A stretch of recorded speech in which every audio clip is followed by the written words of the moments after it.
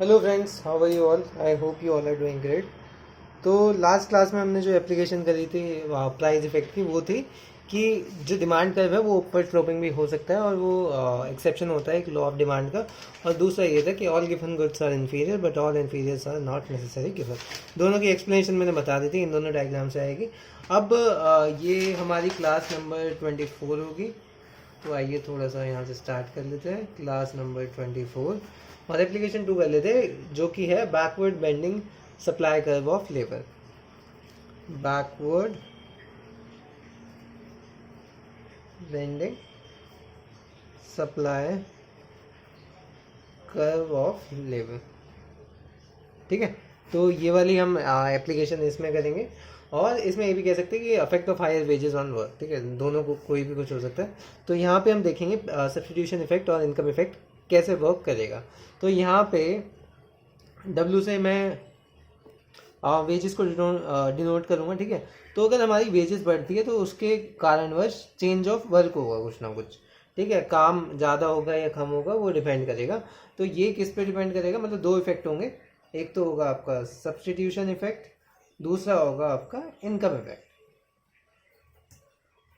तो substitution effect क्या कहता है कि भाई जब तुम्हारी वेजेस बढ़ेगी तो जो लेजर होगा, क्या होता है मतलब लेजर मतलब जो खाली टाइम होता है, ठीक है, टाइम पास करने के लिए, मतलब जो आप प्रोकास्टिनेट करते हो, तो जो लेजर टाइम होता है वो थोड़ा लेजर बिकम एक्सपेंसिव, क्योंकि हमारा डब्ल्यू बढ़ गया। तो इसका मतलब क्या है, लेजर जो है एक्सपेंसिव हो गया। तो वो क्या करेगा, लेजर को कम कर देगा, काम को और बढ़ा देगा। जिसका मतलब लेजर कम हो जाएगा और वर्क बढ़ जाएगा। वहीं सेकंड उसमें इनकम इफेक्ट की बात करूं तो वेजेस बढ़ेगी, तो इसका मतलब क्या है, आपकी इनकम बढ़ेगी। अब जब इनकम बढ़ती है इंसान की तो वो क्या करता है, वो थोड़ा इन्जॉय करना स्टार्ट कर देता है लाइफ में। होता क्या है, जैसे आपकी स्टार्टिंग से सैलरी है 5,000 10,000, सेटिस्फाई नहीं हो, पर धीरे धीरे मान लो आपकी ड्रीम सैलरी 1.5-2 लाख हो गई, आपके आराम से आ रहे हैं। तो आप क्या करोगे, आप थोड़ा सा ऐसे लाइफ को एंजॉय करना शुरू कर दोगे और आपका रहेगा कि हाँ 2-2.5 लाख तो आ रहे हैं। तो वो वाला जो फेज होता है कि हाँ जब आप मेहनत कर रहे होते हो और आपको जैसे ऊपर जाना होता है, पर आ, और आप वो मंजिल तक जाते रहते हो, तब तक मेहनत ज़्यादा करते रहते हो, पर एक टाइम ऐसा आता है कि आप थोड़ा ऐसे काम के प्रति कम हो जाते हो, मतलब संतोष की भावना आ जाती है मनुष्य के अंदर, जो कि आपकी गति को रोकती भी है। पर वो हमारा क्या कहते हैं, जो फिलॉसफी है इसके बारे में बात नहीं करनी। पर ये है कि जब आपका वेजेस बढ़ते हैं, सिंपल सी बात मैं बता देता हूँ, इनकम बढ़ती है, इनकम बढ़ती है तो लोग सोचते हैं चलो अब थोड़ा आराम कर लेते हैं और अपने काम को कम कर देते हैं। ठीक है, तो ये था सिंपल सा कि यहाँ पे लेजर बढ़ जाता है और आपका वर्क कम हो जाता है। ठीक है, ये दोनों इफेक्ट है, इनकम इफेक्ट और सब्स्टिट्यूशन इफेक्ट। तो आइए इसे ग्राफ पे समझा देता हूँ। ग्राफ पे यहाँ पे क्या आएगा भाई, ये पता होना चाहिए आपको, यहाँ पे एक्स और वाई एक्सिस में क्या लिख रहे हो। ठीक है, तो वेज और वर्क की बात कर रहे हैं तो वो यहाँ पे एक्स एक्सिस में वर्क और ऊपर वेजेस। तो अब जो मैंने इनकम इफेक्ट और सब्स्टिट्यूशन इफेक्ट बताया, वो मैंने बीच में ना इनकम इफेक्ट को ही बता दिया था।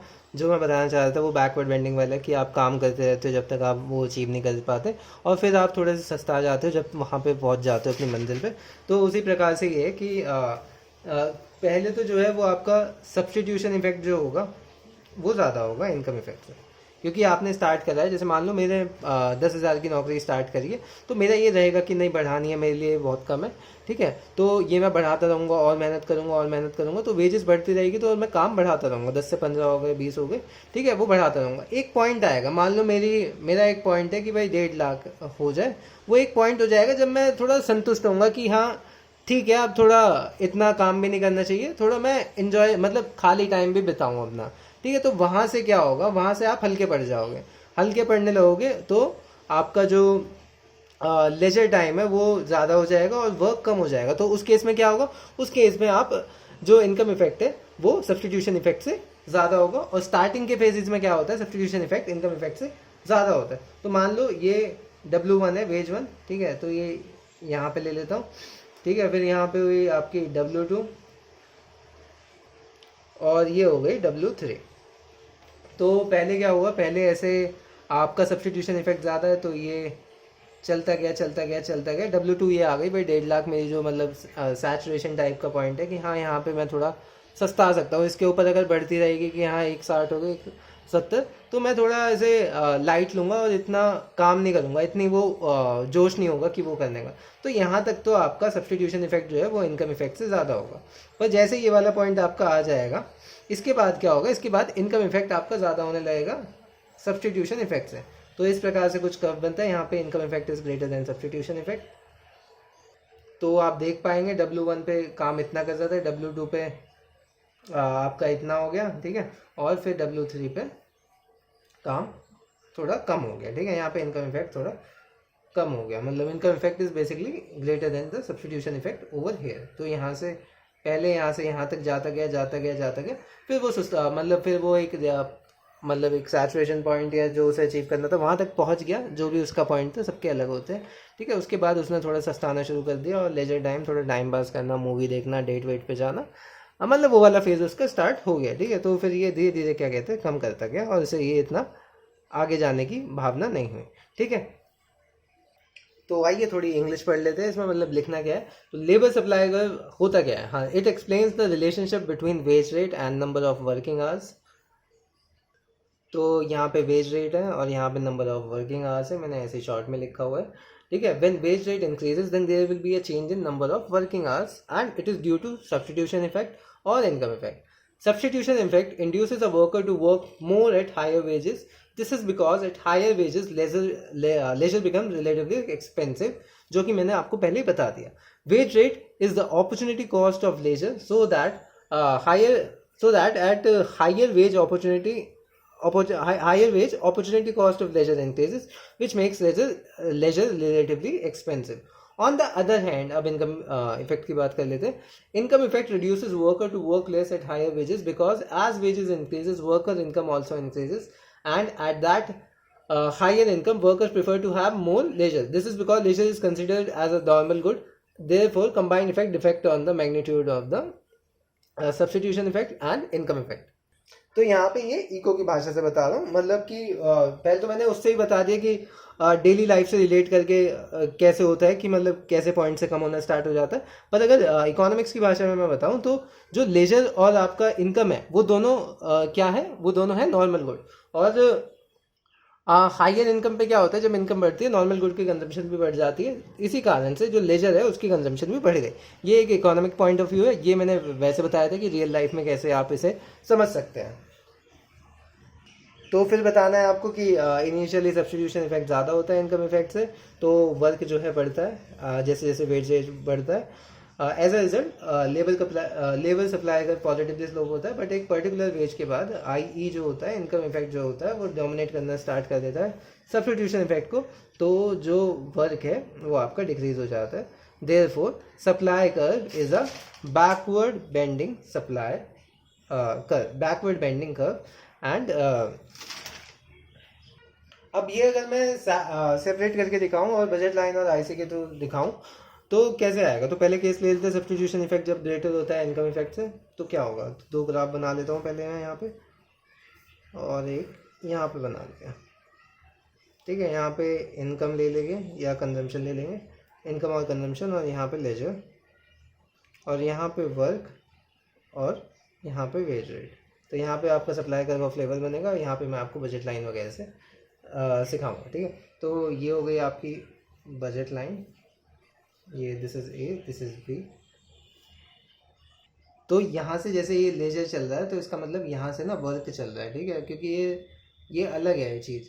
यहाँ से जैसे ये लेजर ले जा रहे हैं तो इसका मतलब जैसे जैसे यहाँ से लेजर कम होता रहेगा वर्क उतना ही बढ़ता रहेगा। तो पहले तो आपका E1 यहाँ पे ले लेते हैं, और फिर क्या हुआ, फिर हमारी जो वेज रेट थी वो बढ़ गई जिसके कारण हमारी इनकम बढ़ेगी, ठीक है। तो ये ऐसे पाइवट हो जाएगी इस पॉइंट पे, तो ये हो जाएगा ए डैश। और हमारा E2 कहाँ पे आएगा, तो पहले तो एक IC यहाँ पे बना लेता हूँ।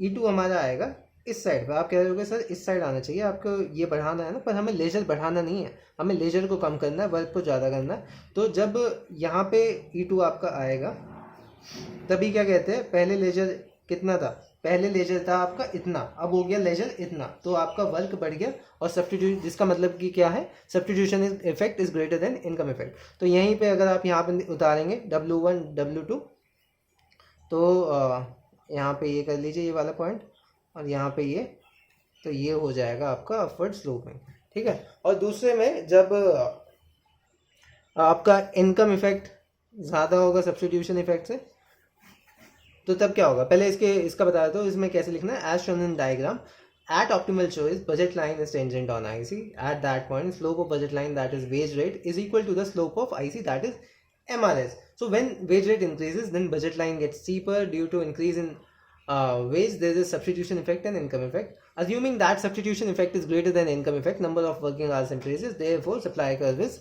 positively sloped in this case. अब आ जाते हैं दूसरे केस पे, जो कि इनकम इफेक्ट होता है ज़्यादा सब्स्टिट्यूशन इफेक्ट से। तो यहाँ पे भी बनेगी तो सेम चीज़, ये आपका ए बी हो गया, ठीक है। और यहाँ पे फिर जब आपकी वेजेस बढ़ती है तो आपकी इनकम बढ़ती है, तो ये ए डैश हो गया। इवन आपका मान लेते हैं यहाँ पे आया है, ठीक है, तो ये वाला पॉइंट है पहला। तो अब जो है, अब आपका E2 कहाँ पे आएगा, पहले यहाँ पे एक IC बना लेते हैं। तो E2 जो है किस साइड आएगा, यहाँ पे आएगा, यहाँ पे आएगा, कहीं भी आ सकता है इस लाइन पे, पर हमें इसमें दिखाना है कि इनकम इफेक्ट सब्स्टिट्यूशन इफेक्ट से ज़्यादा है। तो और ये दोनों जो गुड्स हैं, इनकम ऑफ लेजर, ये नॉर्मल गुड है, तो इसका मतलब है क्या होगा, जो दोनों की कंजम्पशन ज़्यादा होनी चाहिए। तो यहाँ पे इसके बीच में आएगा E2, ठीक है, यहाँ पे आएगा आपका E2, यहाँ पे ये वाला पॉइंट ले लेता हूँ, ये IC2 हो जाएगा, और ये आपका लेजर यहाँ से यहाँ तक इंक्रीज हो जाएगा। तो जैसे आपका वेजेस बढ़ेगी, आपका जो वर्क है वो कम होता जाएगा, ये हो जाएगा आपका SL. So however, when wage rate increases further, then after a particular point income effect will dominate substitution effect, so labor supply curve will be negatively sloped. तो ये थी हमारी सेकंड एप्लीकेशन आपके प्राइस इफेक्ट की। आशा करता हूँ ये आपको बहुत अच्छे से समझ में आ गई होगी। अगर कोई डाउट है, you can ask me in the comment section, I will be very happy to help you. So thank you guys for watching this video, I will meet you in the next video. Till then, good bye.